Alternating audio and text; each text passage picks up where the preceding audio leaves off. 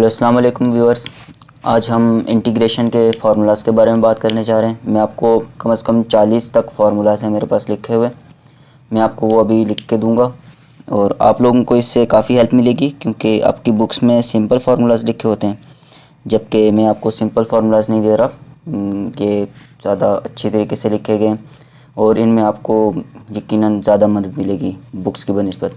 तो आपको इनको लाजमी देखना चाहिए और हमारा चैनल लाइक और सब्सक्राइब लाजमी करना और शेयर भी करें ताकि बाकी स्टूडेंट्स भी इसको देख सकें और इससे फ़ायदा उठा सकें।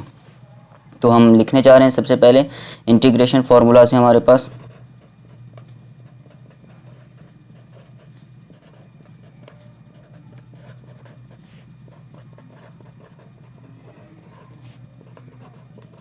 तो जैसा कि आप देख चुके हैं मैंने लिख लिया है अभी तक इंटीग्रेशन फार्मूलाज।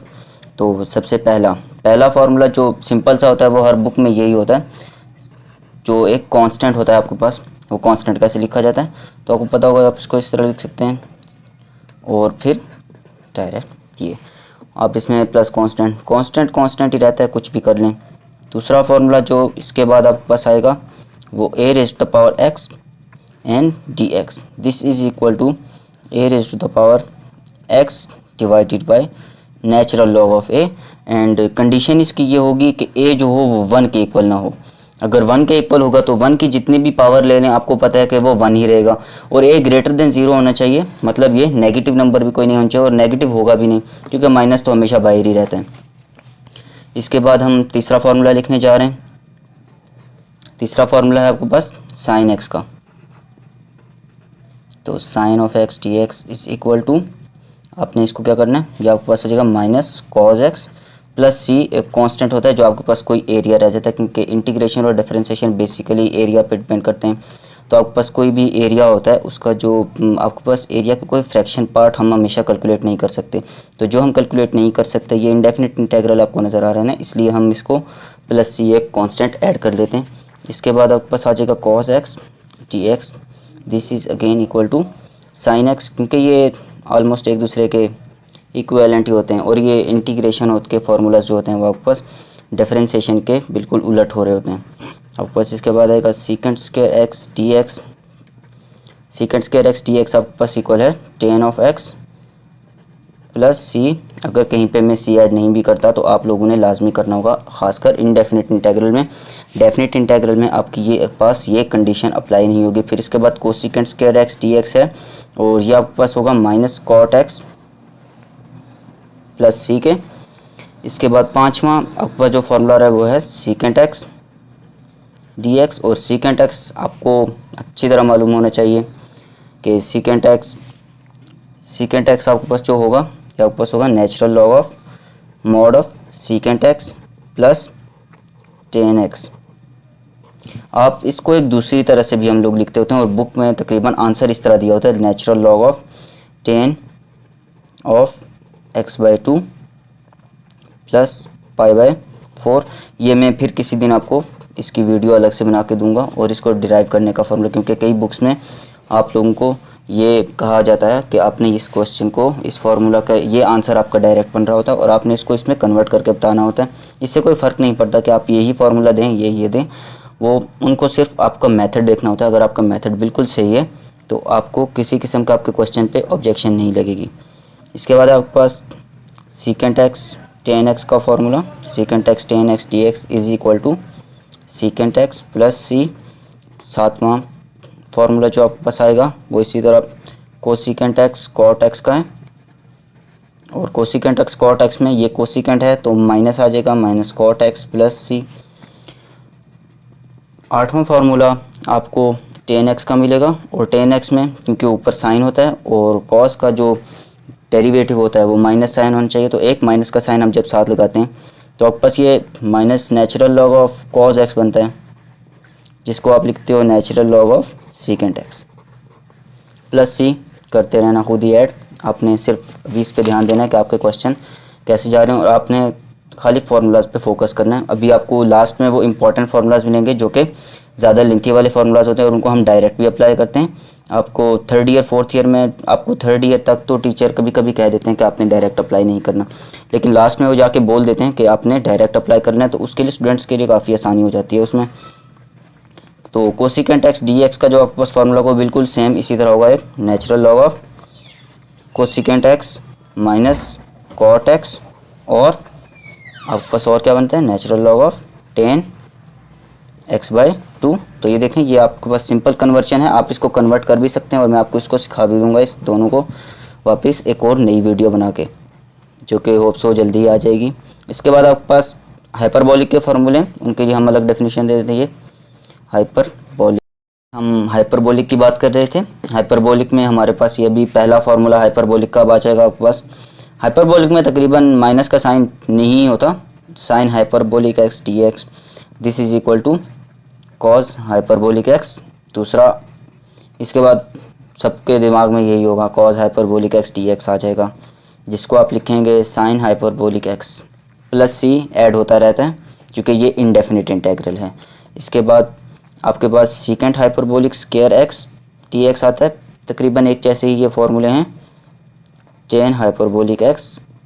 चौथा आपके पास जो फार्मूला आ जाएगा इसका, वो cosecant hyperbolic square x d x, ये हो जाएगा माइनस कॉट हाइपरबोलिक एक्स। पांचवा फार्मूला जो आपके पास है वो secant hyperbolic x tan hyperbolic x d x this is equal to minus secant hyperbolic x. छठा आपके पास जो आ जाएगा वो cosecant hyperbolic x cot hyperbolic x d x this is equal to minus cosecant hyperbolic x. तो आप देखें यहाँ पर आपके पास सीकेंट हाइपरबोलिक और कोसिकेंट हाइपरबोलिक और कॉट हाइपरबोलिक, और यहाँ पे आपके पास सीकेंट टेन और कॉट में यहाँ पे सिर्फ एक माइनस आ रहा है और यहाँ पे दोनों में माइनस के साइन आ रहे हैं। तो आपने इनको लाजमी ध्यान में देना, ये वो की पॉइंट्स होते हैं जिन पे आपको फोकस करना होता है और जिनसे आपका क्वेश्चन ज़्यादा अच्छे तरीके से मैनेज हो जाता है। पेपर में जाके तकरीबन स्टूडेंट्स यही चीज़ भूल जाते हैं। अब इसके बाद है ten hyperbolic x d x. अब वहाँ पे हमने सीकेंट किया था, यहाँ पे क्या करेंगे, कॉज हाइपरबोलिक एक्स, क्योंकि साइन हाइपरबोलिक एक्स का डेरिवेटिव आपके पास सिर्फ और सिर्फ कॉज हाइपरबोलिक एक्स होता है, माइनस कॉज नहीं होता। इस बात को ध्यान में रखना है लाजमी। इसके बाद आपके पास आएगा cot hyperbolic x d x, और कॉट में आपके पास natural log of sine hyperbolic x plus C add कर लें। उसके बाद मैं तो इनको नाम देता हूँ कॉम्प्लेक्स इंटेग्रल्स। नेक्स्ट पेज पे कर लेते हैं।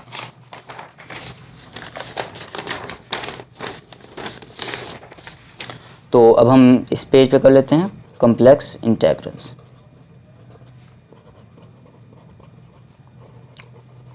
जी मैं खुद से इनको नाम देता हूँ क्योंकि ये थोड़े से मुझे मुश्किल लगते हैं, इस लिहाज से कि इनके फार्मूलाज थोड़े बड़ी मुश्किल से मुझे मिले थे। मैंने काफ़ी इंटरनेट पे सर्च किया था और एक दो साइट से बुक्स जो मैंने डाउनलोड की तो वहाँ से मुझे मिले थे, तो मैंने सोचा ये भी आपसे शेयर कर दूँ।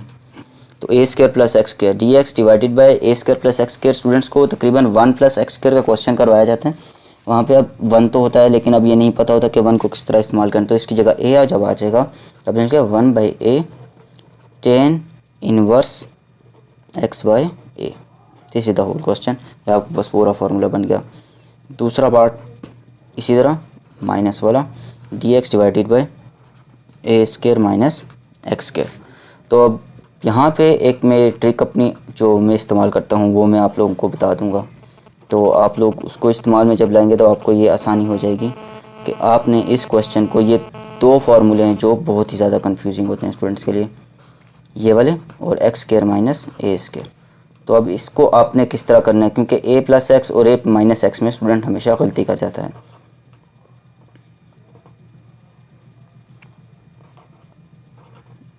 X minus a divided by x plus ए।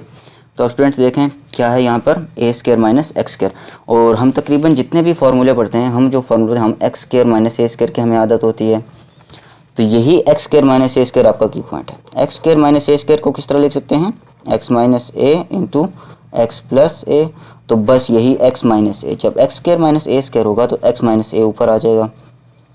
इससे कोई फ़र्क नहीं पड़ता कि आपका ए माइनस एक्स है या ए प्लस एक्स है, क्योंकि वो आपके पास मॉड की वैल्यूज़ होती हैं। तो एक्स माइनस ए ऊपर आ गया और यहाँ पे एक्स माइनस ए या ए माइनस एक्स नीचे आ जाता है। चौथा जो आपके पास फार्मूला इसका बनता है वो है स्क्वायर रूट वाला।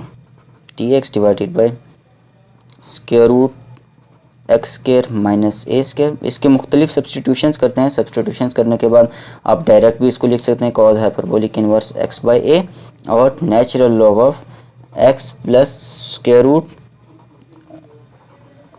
X square minus a square by a. पाँचवा आपके पास जो होगा d x divided by square root x square plus a square. This is equal to sine hyperbolic inverse x by a और natural log of x plus square root x square plus a square by ए।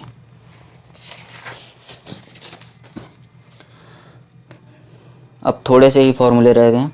छठा formula फिर उसी तरह आपने x square minus a square d x करना है। X square minus a square d x. This is equal to x square root x square minus a square by 2 minus a square by 2 cos hyperbolic inverse x by a. सातवां, अब आपके पास सातवां formula आ जाएगा। तो ये x square minus a square का था, इसी तरह square root x square plus a square का भी होगा। तकरीबन सेम ही होगा, सिर्फ एक दो साइन का डिफरेंट होगा। अब बस x square plus minus a square था, यहाँ पे x square plus a square by 2 हो जाएगा और इधर आपके पास प्लस ए स्क्वायर बाई 2 हो जाएगा और यहाँ पे कॉस हाइपरबोलिक इनवर्स की जगह sine hyperbolic inverse x by a आप लिखेंगे। इसके बाद आप लिखेंगे आठवां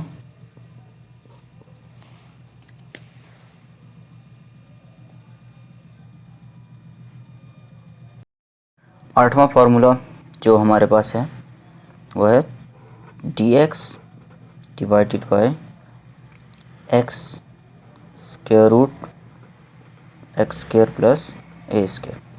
this is equal to minus 1 by a natural log of a plus square root a square plus x square divided by x. और इसके बाद एक लास्ट है नौवां, वो भी इसी तरह है d x divided by x square root a square minus x square. This is equal to minus 1 by a again natural log of a plus square root a square minus x square divided by x. या आपके पास जितने भी फॉर्मूले बने integration के इतने ही फॉर्मूले होते हैं। और तरह हम लिखने हैं वापस एंड व्यूअर्स, आपको ये वीडियो पसंद आएगी। आपने हमारे चैनल को सब्सक्राइब करना है और शेयर भी करना है ताकि आप जैसे दूसरे स्टूडेंट्स भी इसको देख सकें और इससे फ़ायदा हासिल कर सकें। हम इस तरह की और भी वीडियोज़ अभी आएंगी जिसमें डिफरेंशिएशन के फार्मूलाज, वेक्टर जो ZR भट्टी की बुक है उसके चैप्टर 2 के फुल नोट्स हम तैयार कर रहे हैं, वो इंशाल्लाह जल्दी हम चैनल पे रख देंगे। आप लोगों ने उसको देख लेना है। शुक्रिया।